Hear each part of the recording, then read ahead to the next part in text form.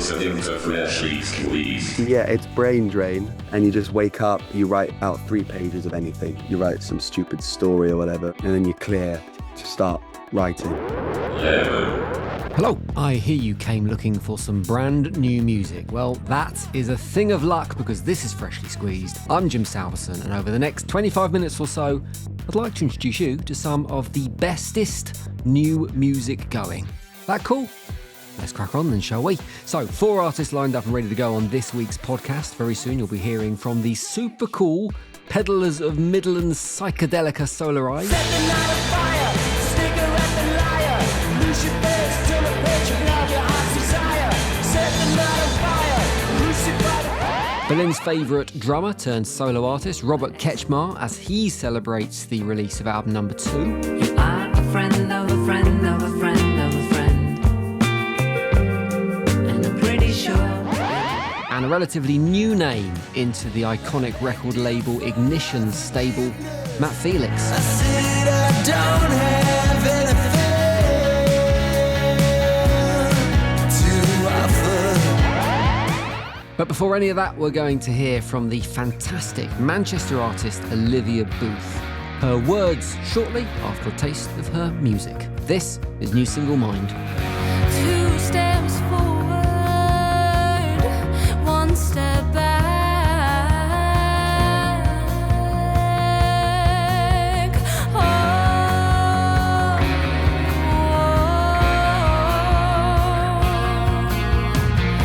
You creep in the night, no company but mine. I watch my world turn anti-clockwise. I'm finding it hard to keep disguised. Where do I go when I'm in this mind zone? I feel like I'm walking on a tightrope. Is there someone who can save me now? No, so here we go.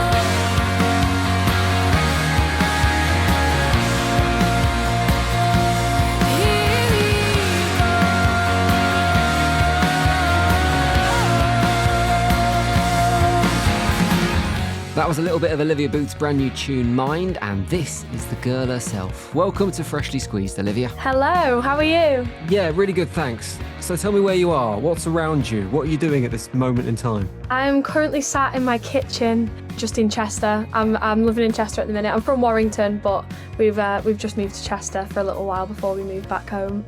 Is the kitchen, because I've spoken to a few artists actually, that the kitchen seems to be the place that they like sit down and work on tunes, write lyrics. Is that the case for you, or is it just that's where you're hanging out, you've had a sandwich and you just settled it? It is actually. I think the acoustics in here always compliment when I'm writing songs and stuff. So yeah, I do tend to sit in here quite a bit. Okay, so thanks for chatting. We're focusing on the new tune, Mind. And I was looking at the press release for this tune, and there's a quote at the very top, and the quote reads, part Blondie, part Amy Winehouse, part Courtney Love. And I read it and thought, that's a good line. It kind of sums you up. And then I realised that I said it originally. Yes. So I'm assuming you're okay with that comparison. Does that trio of artists represent how you sound in your head? It does actually. I think I get a lot of different artists thrown at me quite a bit, but I think that quote has, ever since you said it, has been one that I always go back to relate to, really.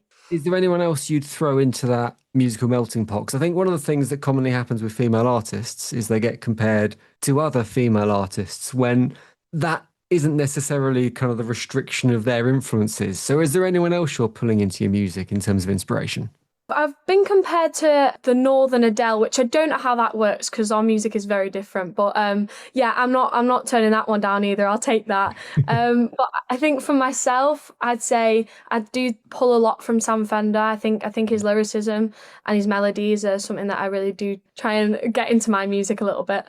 And I guess maybe his honesty as well, because you look at a song like Mind, it tackles mental health and your mental health, overthinking, anxiety. And that all seems, looking at your body of work, like a real rich vein of inspiration for you. Like you look at previous tunes like Victim and Wasted, they all share those similar themes. Why is that something that you keep on going back to again and again? I always try and write from personal experience, something that I've either been through or witnessed. And I think that that's something that I'll always continue to do, because I feel like that's how I connect with my audience, because we've all been through different experiences, and I hope that my experiences can be related into someone else's. In terms of the honesty that is required to tackle something like that and talk about your own personal mental health, is that difficult? Do you find that hard to kind of lay yourself bare like that? I don't think so. I think in some senses, yes, but I feel like that's more when I try and talk about it from in a personal way to like my family or friends and stuff. But I think in my music, it's something that I try and stay truly authentic, because I know that it can help someone if I share my own story. Do you find it cathartic in your own way that you get to kind of open up about this stuff and that becomes a coping mechanism? Absolutely. I think even when I wrote Mind, that was my way of showing the people around me what I was actually going through. So instead of talking about it, I just sung it and hoped that they understood that way. I've had a lot of people come to me and go, that song's really helped me and realise what I'm actually going through. Because I had a song a few years ago called Let's Talk, and that was written about men's mental health. And I didn't realise how many people that helped until afterwards. And like now I'm starting to realise how many people that did help. So I'm hoping that can keep coming. Do you find that a kind of inspiration to carry on what you're doing? The idea that not only you're making tunes that people are buzzing off, but there's the potential to help with something bigger as well. Oh, 100%. I think that's always will be a goal of mine, is to hopefully just, even if it's one person, just to help someone and just be that relatable person that people can look up to. Did you have that moment at some point? Because you've talked previously how, I mean, we're going back to Mind again and how it kind of is about dealing with anxiety and overthinking and a crisis of confidence. And you've talked previously about how when you started making music, they were challenges that you faced and you had to overcome. Did you have that moment? Did you have something, whether it was an individual or whether it was some kind of creative content that helped you overcome that? I think if it wasn't for my parents, I wouldn't have even started music. I think I was struggling a lot in school, so they put me into a singing lesson so I could build my confidence and become who I am. And I think that if it wasn't for that moment, that I wouldn't have even decided to start singing or writing music. And again, when I started writing music, they were the people who pushed me to write it down on paper, and then I just decided to put a melody to it. So new tune Mind, it's taken 4 years from its original conception to finally releasing it. Why has it taken so long to get to this point? So when I wrote it, I was 16, and it was just when I'd experienced my first ever panic attack, and it was when I was going to sleep. So I'd had a little overthinking episode, and I couldn't sleep. And then the next day, I decided to write the song, and then I went into the studio, and I knew exactly how I wanted it to sound, but I couldn't really find the words to put that into to the producer. Anyway, he did an amazing job, and the basis of the track was definitely there. But then I started to develop vocally, and it got to a point where I was sitting on it for a while because I was like, I want this to be perfect. I want people to be able to hear it. It's like top form. And then I revisited it, and I thought my vocals could be 10 times better on this. So I decided to take the crux of it. I took it to Gareth Nuttall and I said, I want this, but I think we can make it better. And he knew exactly what he was doing, and we made it better. How close is the version that you've just put out? How close is that to what you had in your head 4 years ago? Oh, it's it, to be honest. Okay. We got there. It's exactly what I wanted it to sound like. And I'm just glad I sat on it for a bit so I could make sure that I could process what I wanted and I could relay that, I guess. This song's, it's aged with me. Like, nothing's ever changed from it because I've grown with how I experience different things, and Mind has always been a song that I've gone back to because it's what I relate to probably the most right now with my songs. So yeah, it's just always been there. Olivia, good luck, really enjoying the new tune, and thanks for speaking to me on Freshly Squeezed. Thank you so much for having me. I hope to speak to you soon. Heart is spiking, anxiety's rising, can you feel it?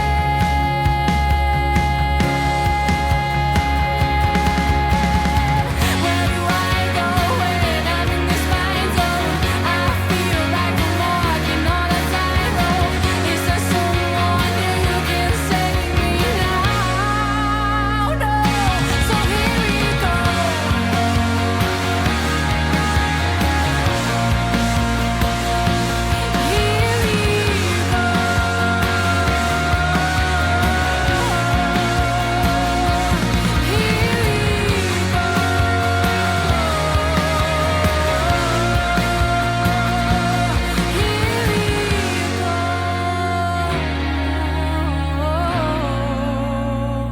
So from that tune about the inner workings of Olivia Booth's mind, we take a pause, we take a breath.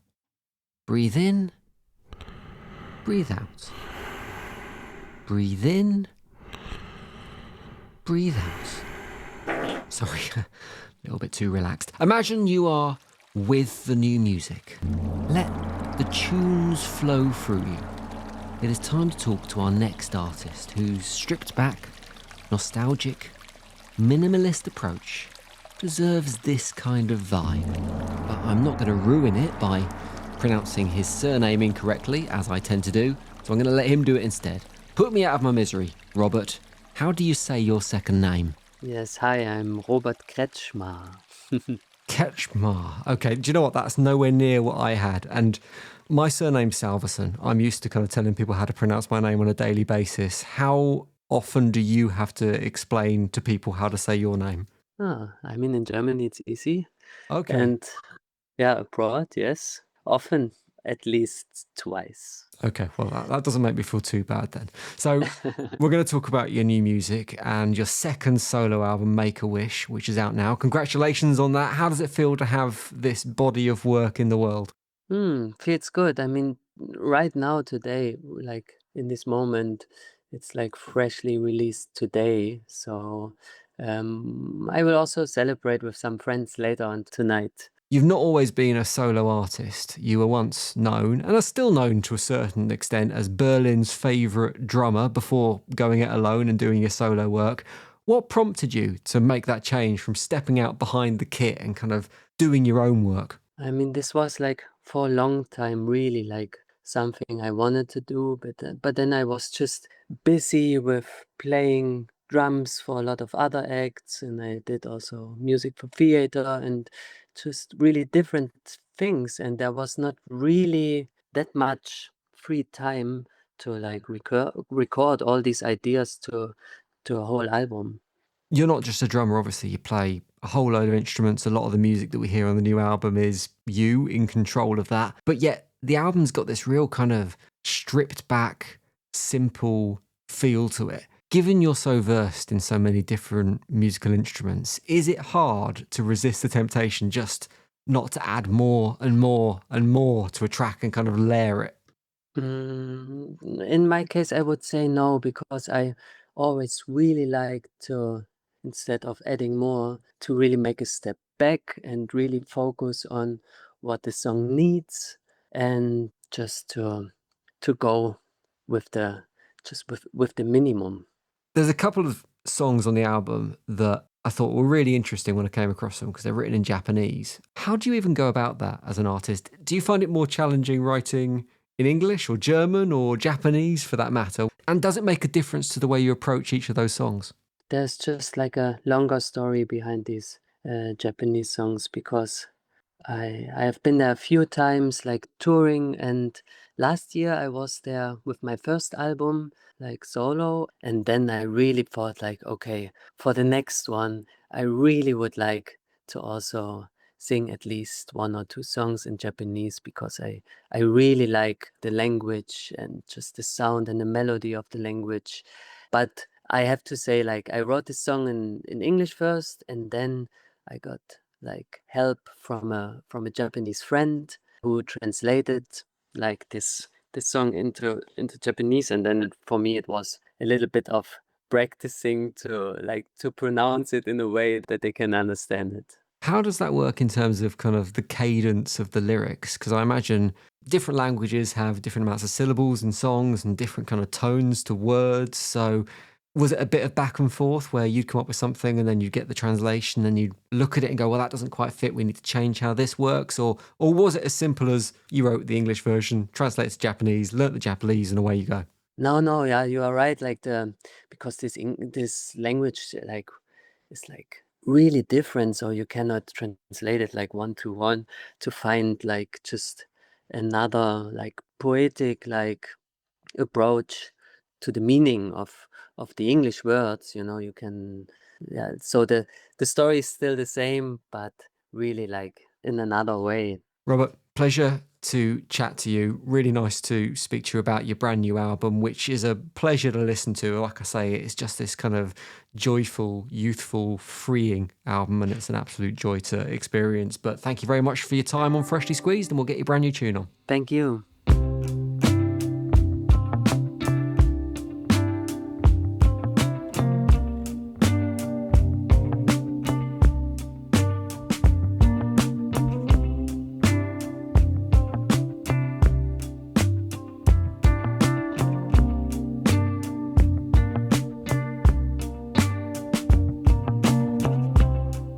Surprisingly, it's you. And I think we have to talk. Surprisingly, it isn't me who's getting in the groove. 'Cause I know you are good in making beats, and I know you from the streets. You are a friend of a friend of a friend, and I'm pretty sure we will meet by accident. You are a friend of a friend of a friend of a friend, and I'm pretty sure we will meet by accident. You are a friend of a friend. Love that. If a song can be recorded in sepia tones, that is. If you're enjoying the show so far and it's your first time, then make sure you're following this podcast wherever you listen, because if you like this, you're going to like the next one, and you're probably going to like the ones we've already made as well. So make it dead easy to get the next show. Hit the follow button and you'll get an alert in your podcast app. So up next, it's Glenn Smith. Here's 50% of Solar Eyes. Which 50% are you, Glenn? The guitar and singing.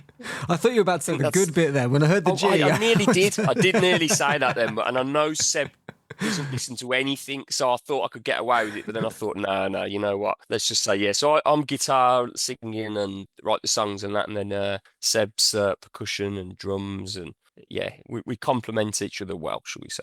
Nice. Well, we're going to talk about what you're up to at the moment, what's coming in a few weeks' time as well. But I want to rewind back a few years before we do any of that, because like many bands, you're a group that got together in lockdown. But unlike many bands, instead of citing it as something that kind of held you back and an inability to reach fans and things like that, it's something that you guys see as a bit of a positive in terms of your journey. Why is that? I suppose it gave us time. I think that was probably the thing. I think when a lot of bands start, or you start a project, and you see it a lot, don't you? I guess you more than anyone, Jimmy's, a band will get in touch with you or something, and they'll probably be like really keen for like that first 6 to 12 months. Do a few gigs, expect to become like the next Arctic Monkeys or something, and then it doesn't quite meet expectations, and they sort of 18 months down the line, it's near enough done and the energy's gone. And I think it allowed us just to sort of work on like 20 songs without having to play live. And then we never played live till like mid 2022, and we'd already signed to First Panda then as well, so we had sort of a good starting point. Do you know what I mean? Do you think the kind of time you could spend honing your craft and writing and creating, do you think that influenced the way you sound? Maybe the isolation part, because I think when you listen to what you did, particularly on that first album, there was a musical vein that you were tapping into that was, until that point, pretty much untapped. It was kind of a combination of shoegaze and psychedelica. I'm interested to see what made you take that route. Was it just a combination of influences, or was it a conscious thing where you went, hang on, no one's doing this stuff, maybe there's room for us here? Do you know something? I just think it's just me at my core. Like, and what you said there, like, is interesting, because I think you're spot on. I think that we have got like this sort of unique sound. I know people will say, they sound like Primal Scream, Kasabian and stuff, and I get that. I do understand that, but it's just literally like me. Like, you know, everything that all the different things that I'm into, it just sort of come out. And I was just like, I'd be up in my loft in the place I lived at the time, in that sort of COVID time, and there was no pressure, and I was just like, bang, song, you know, and just putting whatever I wanted, and just really like enjoyed it, and I sort of found such a love for it and passion. And then and it hasn't really stopped, if I'm honest. Every album and songs we've done, I just really enjoy it. But yeah, I didn't consciously sit there and think, right, that, but I do think there's sort of like a happy accident there, definitely. There is a new album on the way. That'll be the second album. We're going to play Set the Night on Fire from that in a second. But album number 1 was an album that I think covered a lot of ground musically. You've kind of mentioned some musical touch points there already. Primal Scream, Chemical Brothers, Pink Floyd. I think it'd be very hard to pin a sound on it, even though it's got that kind of overarching umbrella of psychedelica above it. In terms of an individual lane, it doesn't feel like it's necessarily sitting in one. For the sophomore album, album number 2, is there more of a singular style, or are you kind of doing whatever the mood fits? I think there is a little bit more of a style to it. It does feel a bit more sort of a dusty spaghetti western, sort of American sort of sound. And I just remember, like, when I spoke to Simon Williams at Fierce Panda, and he was just like, I think album 2 just needs to be more of the same, but accentuated. And I think that's what I've done, really. So the album arrives on the 26th of September. It's called Live Freaky, Die Freaky, which is also the name of a Charles Manson film, or a film about Charles Manson rather than made by Charles Manson. Is there a connection in any way, narrative-wise, between the album and the film? Yeah, so the whole thing really sort of started. I wrote a song, and it came out a few years ago, actually, called I See the Sun. And the guy who mixes all our tracks, Jeff Nola, he was like, this sounds very much like a Tarantino-esque type thing. He says, and have you seen Once Upon a Time in Hollywood? And I hadn't. And I was like, okay. And then obviously that was all sort of loosely based on the Manson family too. And then I sort of became sort of a bit fixated on it all. I read this book called Chaos about the CIA and all that sort of thing as well. So I just sort of went off on a bit of a tangent and just sort of made the whole album about it. And then as luck would have it, I like keep a list of like song titles and album titles and stuff like that. And I was going through the one day thinking, what should the title of the album be? And I had Live Freaky, Die Freaky. Oh, that sounds pretty cool. So I looked it up, and I don't know how I found it before, but it is the title of a Charles Manson film. So that's where it come from. I haven't actually seen the film though, so I should probably do that. Well, I was going to ask whether there are any, because you like a sample occasionally in a tune. You've had Hunter S. Thompson featuring on tracks before. I was going to ask whether there was any samples from the film creeping into the album, but I'm guessing not in that case. No, there's a little sample at the start of Murdering Hippies, which is one of the Manson girls saying something about Charlie let us be beautiful and he let us be beautiful and something like that. I don't think there is, Don't think there is. Now, the chances are that even if they aren't aware of it, your music may have been heard by some of the people listening to this podcast, as you've had a couple of occasions where your tunes have been picked up by TV, Match of the Day in particular. How does that kind of stuff come about? Is it literally just the producer has heard it and they've decided to stick it on, or do you apply? What's the process that goes on there? It's the producer, really. I think there's a guy who gets us in front of these producers and sports people, and it seems to fit. Like, I think I've told this story before quite a few times, but I'm a big Birmingham City fan. And one morning I wake up to a message off a good friend of mine, Big Blues Birmingham fan as well, just saying, your music, all their goals. And I thought, oh, that don't sound good. So I went downstairs, turned on Match of the Day from the night before. Basically, they'd used Top of the World for all Villa's goals, Aston Villa's goals. So as you can imagine, it was the most bittersweet feeling ever, because obviously I despise them, but my music's on Match of the Day, so it was very, very, very strange. But yeah, we've been used quite a lot on Match of the Day over the years, So yeah, I keep trying to sort of say with the new lightning seeds, but it doesn't seem to be. World Cup year next year. It's a perfect opportunity. Well, you've got to.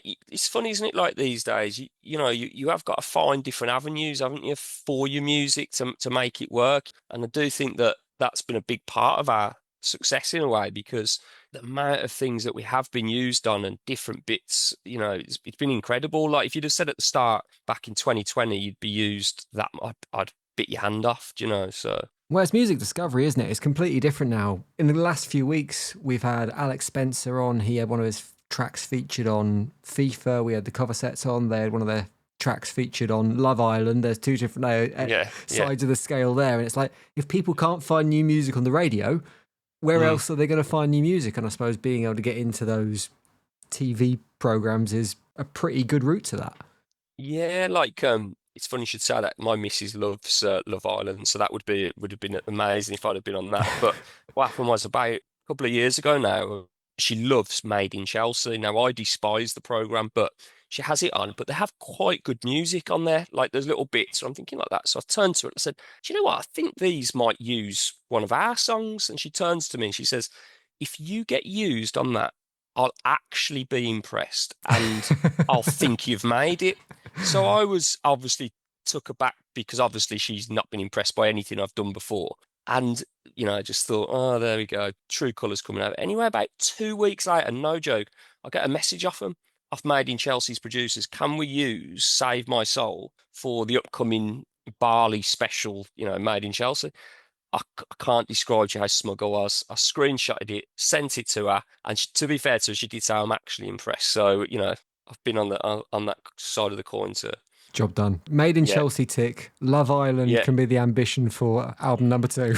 Yeah, that's it. All I'm doing it for is to impress her, really. There you go. It's all we want in life, really. That's Nice one, exactly, Gleb. exactly. Pleasure to speak to you. I really like the new tune, Set the Night on Fire. You've already called it. There are hints of Kasabian in there. There's a bit of a Happy Mondays in there. That's a duo I've got a lot of time for, so I'm really digging it and excited to hear the new album when it comes in a few weeks. Cheers, Jim. Thanks, mate. 1, 2, 3, 4.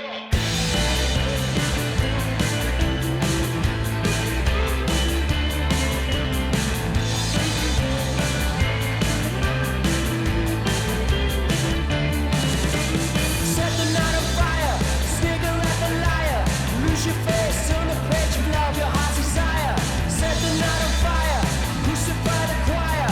Kill the slave, free the slave, but worship your Messiah. I can be your lover, I can be your friend. I can be anything in your head. I can see the light shining bright, giving you everything in your mind.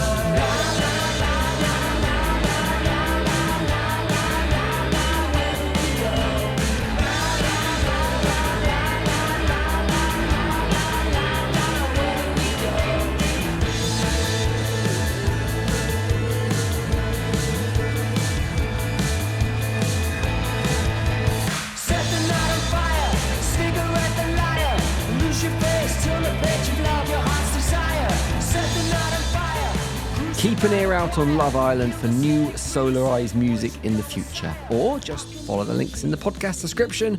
You'll find it there, whatever's easier for you. So, final act on today's podcast, it's Matt Felix talking about his stunner of a new tune, Wounded Little Soul.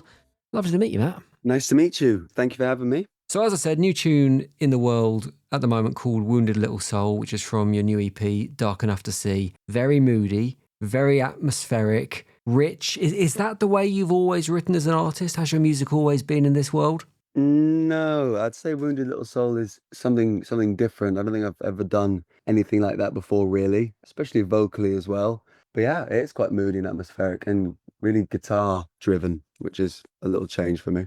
You've been doing this a long time now, making music. I mean, you're still a young lad, but in terms of kind of when you started writing at the age of 12.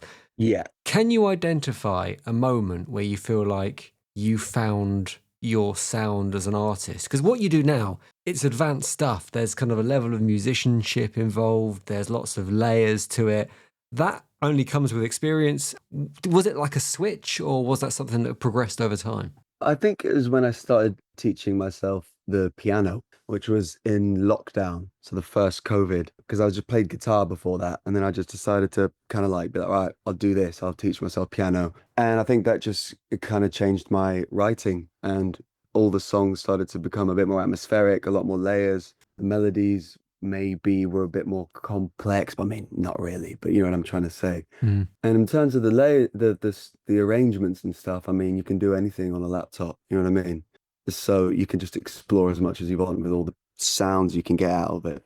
You've been compared to some pretty big names so far in music, Bob Dylan, Nick Cave, to name just two. As a new artist, is it hard to remain grounded when people are making those comments and they're comparing you to people like that? No, because that's ridiculous. And no one will ever touch the greatness of Bob Dylan. Well, I mean, I don't think so. And same with Nick Cave. So I mean, that's just ridiculous. But I mean, they're legends, and they give me a lot of inspiration. Have you ever stopped to consider what musical luminaries like that would think of your music, how they react to your music, whether they'd appreciate the connections? What if I was sat there while Nick Cave was listening to one of my tunes? I think I'd be terrified, honestly. I'd be terrified. I don't even want to think about it, honestly. Another thing that I imagine makes it relatively hard to keep level at the stage you're at is that you're being looked after by Ignition Records at the moment, who famously manage Oasis as well as some other big names.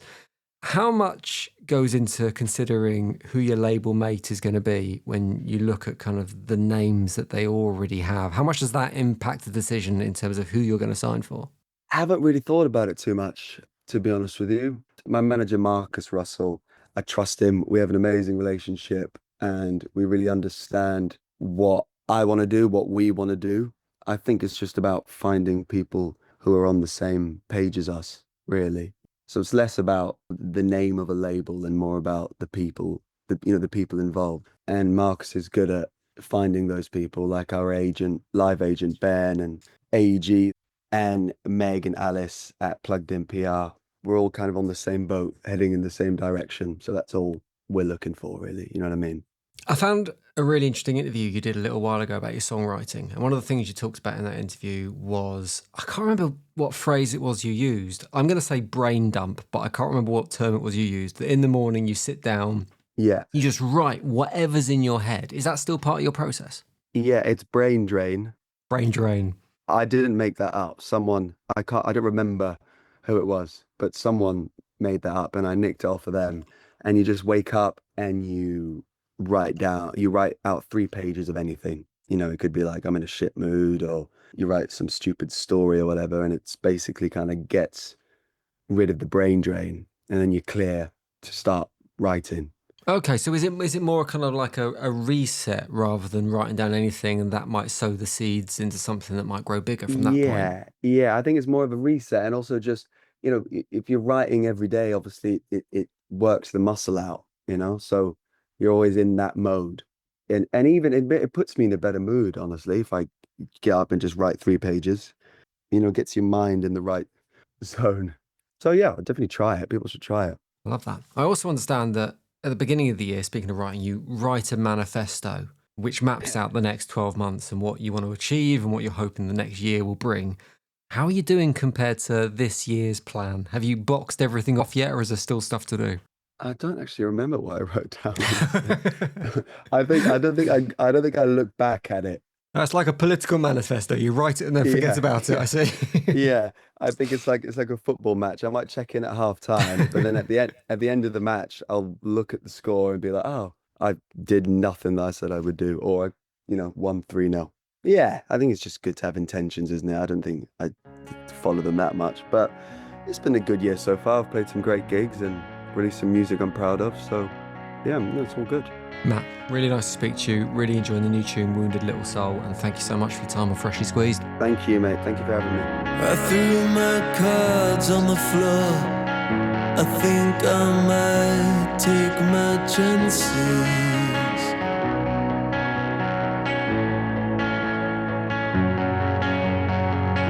And as my memory fades, I trace your face down in the dust.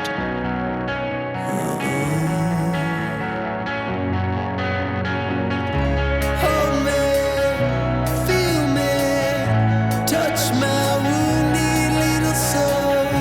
Hold me, teach me, make love my only goal.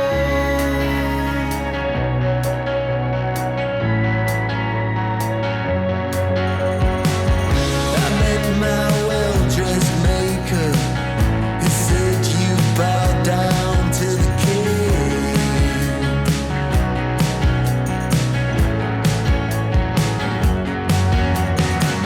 I begged him for forgiveness.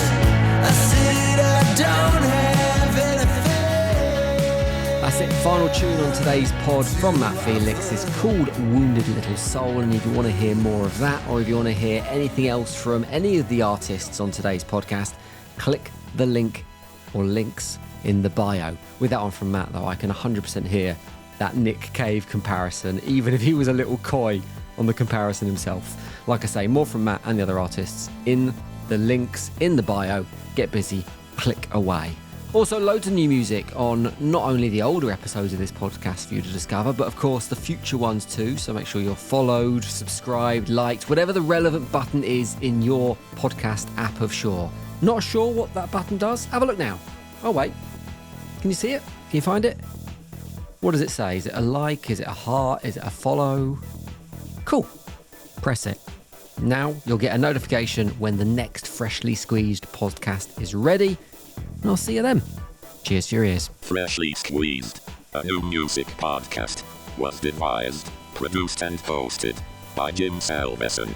Sound design and additional production by Ant McGinley. Theme music, Blue Blazer, is written and produced by Spin Class. Stop.